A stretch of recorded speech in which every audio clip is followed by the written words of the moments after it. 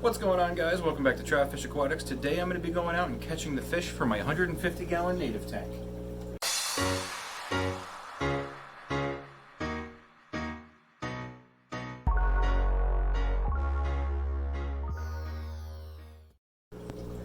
Alright, so before we go out and actually do the fishing portion of this video, I want to talk to you guys about how I'm going to be transporting these fish to make sure that they make it from the lake back to the fish room alive, and how I'm going to go about the process of acclimating them. Because right now it is about 25 degrees outside and it's about 74 degrees in the fish room. So I want to talk about how I'm going to be transporting and acclimating them, because I feel that's kind of important if you guys decide that you want to do this too. So I'm not 100% sure what exactly species I'm going to be catching, right? So a lot of the sunfish and panfish that you can catch can interbreed between species. So the chances of you catching a pure strain of whether it be a bluegill, a red-bellied sunfish, a pumpkin seed, which is what I'm kind of going after, is very, very rare, because all of these fish are able to interbreed and create hybrids. So basically what I'm going for is I'm going for fish that are appealing to me. They have nice coloring, and they look good, right? So you can't alter a fish's color, you can only enhance it, right? So as long as the fish has good coloring, I like it, and it's the right size, I'm going to be bringing it back with me. So basically how I'm going to be transporting them is in a 5-gallon bucket, because I don't know if I'm keeping 3 bigger ones like this, or if I'm keeping 6 or 7 smaller ones like this. I'm not sure what I'm catching yet, so I'm going to determine that tomorrow while we're out. And yeah, so I can't use bags or anything, so I'm going to be using a 5-gallon pail. So this is a brand new food grade pail. It's got the labeling right here, food grade. And I went and got this special lid, which snaps on and has a rubber O-ring inside, so it won't leak any water. And it also has this fancy screw-on lid, right? So we can take that off, right? And then this has a rubber O-ring on it too. So once I have water in here, I won't be able to lose any water because it's completely sealed. So that's good. So what I'm going to do is I'm going to bring water from the fish room, right, in this bucket out to the lake. That way when I catch the fish, I can add a little bit of lake water to this, mix it so that the transition from their water to my water isn't 100% all at once. Because I'm going to have a hard time getting water out of the lake because the lakes are frozen. So that's basically what I'm going to do. If this was the summertime, I would just bring their water from the lake and drip acclimate them to get them as close as I can to my water conditions. So that's what I'm going to do. I'm basically going to fill this bucket up about half to 3/4 full, put the lid on it, and just bring it with me. And one thing to note is when you catch a fish out of a frozen lake, their metabolism is extremely slow, right? So that means they're not breathing very heavily, they're not feeding very hard, they're not producing a lot of waste. So that's why I'm going to be able to put them in this 5-gallon bucket. Now the only thing that I am concerned about, because it's such a small body of water, if I have a bunch of fish in there, is the amount of oxygen that's actually in the water. And it's not easy to oxygenate water in a 5-gallon bucket with that many fish without stressing them. So what I'm going to do is I bought this little box right here. You can get this at Walmart. It's a Baby Bubbles aerator. If you ever have a power outage or something like that and need a way to aerate your water, you can get one of these. This one was $5. There's a bigger one that's $8. This one runs off AA's. AA's are a little bit more common in the household than D batteries, which the larger one runs on. And this one on 2 AA batteries will run 20 hours. So basically I'm going to open this up and show it to you and show you guys basically what it looks like. But essentially, if we can see this image here, it just hooks on the side of a bucket and it's an air stone and an air pump, right? So everything is in here already. So we just open it up and there's your air line and air stone. And here's your air pump, right? It's nothing crazy. You got your on-off switch up here. And there's the clip that hooks in the bucket. So you just hook this on the bucket with some batteries in it, drop the air stone in there, let it run, and it aerates your water. So that's going to be a good thing to have. I'll have that. It'll help me keep the fish alive and get them back to the fish room. So once they're back here, essentially all I'm going to do is I'm going to drain off the excess water, and then I'm going to drip acclimate them from that. right? So there are going to be a half mix by the time I get out to the lake between their water and mine, drain it off, and I'll start drip acclimating to mine, and then I can get them into the tank from there. But I also have to worry about temperature because we're bringing water in that's going to be only about 40 degrees, maybe less, and we're going to be acclimating them up to, this tank is 70 degrees. So that's a 30-degree swing, so I want to make sure I do that very slowly. That way we don't stress them out and cause any illness or injury or death, because that's not what I want. We want to make this as painless as possible and easy as possible. Alright guys, so we're out on the lake right now. I apologize for the brightness. It is super bright and sunny out here today, which I'm not complaining. So basically what I'm using to catch these guys is I have a ultralight fishing rod and a little tungsten jig with a little wax worm on it. It's very, very flexible, so it puts very little pressure on the fish at all when you're reeling them in. And right now we're fishing about 20 feet of water, and I'm using a flasher. Now, if you're not familiar with what that is, it's this little piece of equipment right here. It's a sonar that tells you how deep the water is, and it shows you markings of where the fish are. And that's basically how I'm catching them. So the bite is very finicky today. I've been fishing for a little bit to try and figure out what they're going to hit on. And we're just going to go ahead and we're going to try and catch some and see what we can find. So stay tuned and we'll see what we can get.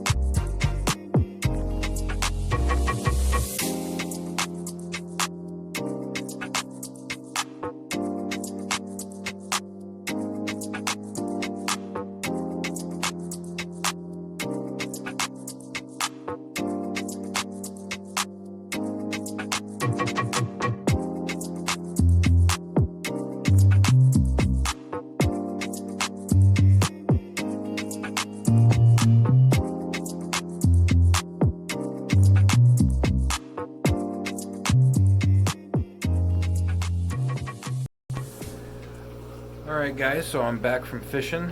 I've been home for probably an hour. I apologize that the video got cut short on the fishing part.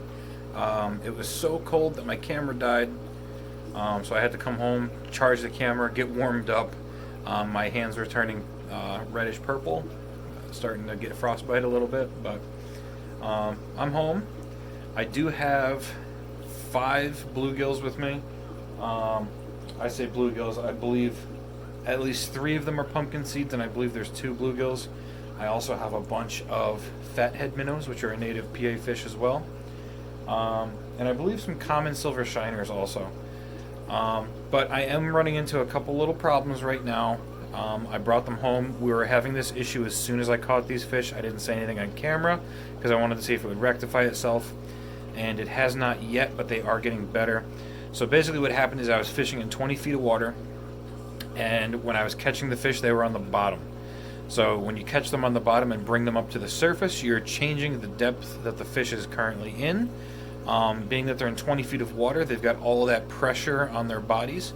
And when you bring them up to the surface, all of the oxygen that's in their swim bladder and in their bloodstream and things like that expands because it's no longer under pressure, and it causes swim bladder issues. Now, naturally in the wild, when you release these fish back into the water, they swim back to the bottom, the oxygen compresses again, and then they're perfectly fine.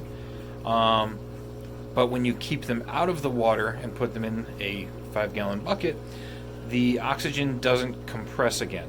It stays expanded, so the fish has to work all of that oxygen out of their system. They've been in the bucket for probably about 8 hours now. It is being aerated. I'm doing water changes on it, making sure the water's clean. But the fish are starting to right themselves, so I'm hopeful that they're going to recover perfectly fine. This is not something that I really thought of. So a note to you guys that this is a possibility if you are fishing during the colder months. But I can go ahead and I can show you guys these fish right now just to show you what's going on. They are swimming around perfectly fine, breathing perfectly fine. The only thing is they keep going upside down. So they are righting themselves and swimming around, but then they return to upside down because they haven't worked all of that oxygen back out of their system. I'm hoping that when we acclimate them to the warmer water, that the warmer water, which holds less oxygen, is going to dilute the oxygen that's in their body and basically fix it. So I'll show you guys the fish. So this is what we got right now. You can see like they're going upside down, like this guy here and this guy here, but they are righting themselves and then just swimming around, so like you can see that. They were not doing that before, so we're already making progress into the recovery on these guys. So you see like they're all upright right now, but once they stop swimming they go back. So they are doing a whole lot better than what they were doing, but it's just a waiting game for the moment. So I'm going to go ahead and I'm going to start drip acclimating. I believe that that's also going to help the water quality because it's bringing in clean water. And then as the bucket fills, I'm going to drain water out of it and then just let it keep acclimating until they come up to temperature. And yeah, we'll go from there. So I'm going to do that and we'll be right back. Okay, so currently I have all of my fathead minnows right here. I was only supposed to have a dozen of them, but it's probably closer to 2 dozen, so whatever. Nice big school of them. So there's the fathead minnows. I ended up getting a couple of common shiners too. I believe there's 3 or 4 of them. I left them in the bucket. Good news. So far I've been watching these guys and drip acclimating for about 10 minutes, and one of the pumpkin seeds has already righted himself, and he only has a slight forward tip, which is fine, because he's just going to release the rest of the gas and he'll go level. That's better than laying upside down or on his side. So on a good note, he's doing well. He's the one down here on the bottom. He's doing good. The other guys are still righting themselves, but they keep still going upside down, so we're still working on that a little bit. But all in all, we do have fish on the road to recovery, so I am extremely hopeful. Alright, so it's been about an hour since I started the drip acclimation process. And right now we have 4 of the 5 pumpkin seeds and bluegills upright and swimming properly. And the last one is about 50%. Half the time he's upside down, half the time he's upright. So he's almost ready to go as well. The water temperature is within 2 degrees, so they're about ready to go in. I do have to warm these guys up a little bit. They're about 8 degrees off yet. But if we go ahead and look in the bucket here, you can see we still got one that's upside down, but he keeps righting himself. And then the other 4 are ready to roll. So I'm going to go ahead and I'm going to start introducing them into the tank and get this thing stocked. Alright, so I'm going to go ahead and start transferring the fish that have righted themselves and are sitting upright, and we'll go ahead and get them in the tank. And you know what they say about bigger fish? Bigger net.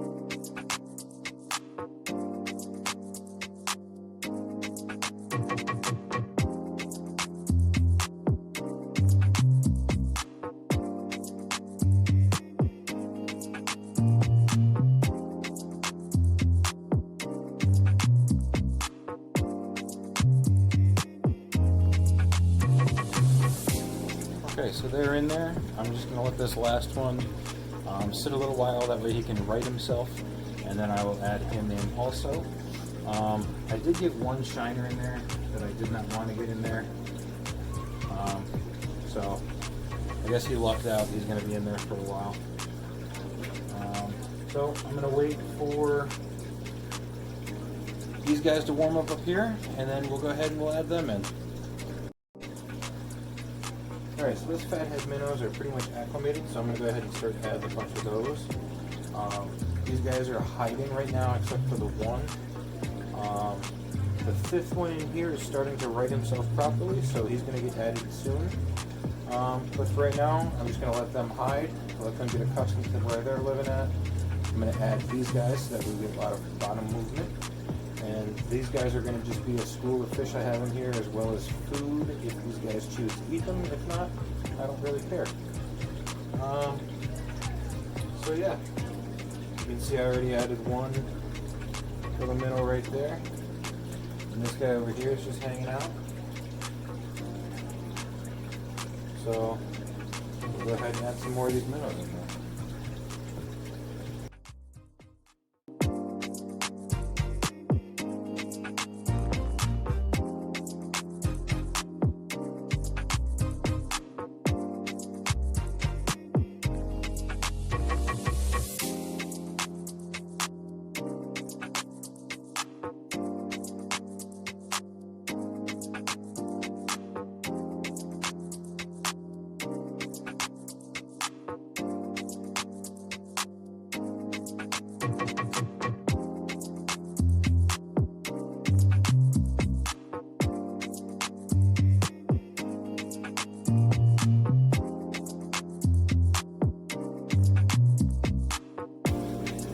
So this guy seems to have righted himself. I don't know if he's going to be staying that way or not, but we're going to add him in. If he continues to have issues, I'm sure he will be able to rectify it himself in the tank. So we'll go ahead and add him in now.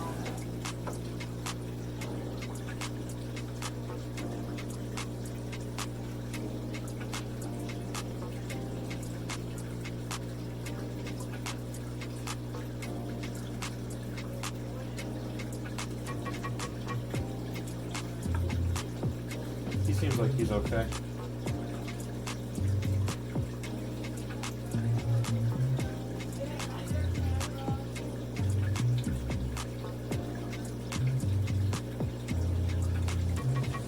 these in there. I'm gonna let them acclimate a little while, and then I'll come back and we'll get some B-roll footage of the whole tank, and I'll sit back and I'll really enjoy this.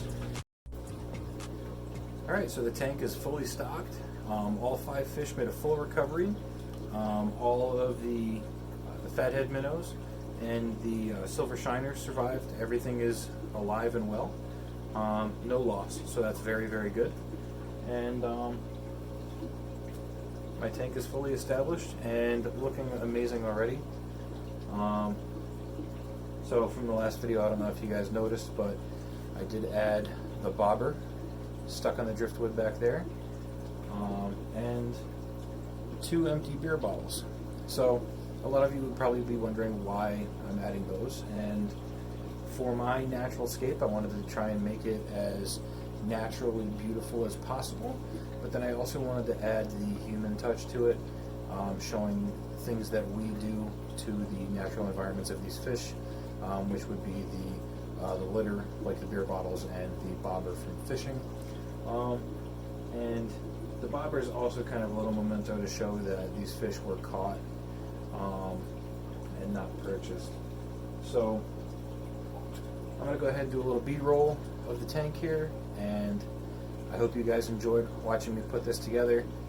Thank you guys for watching Trapfish Aquatics. I will see you guys in the next video.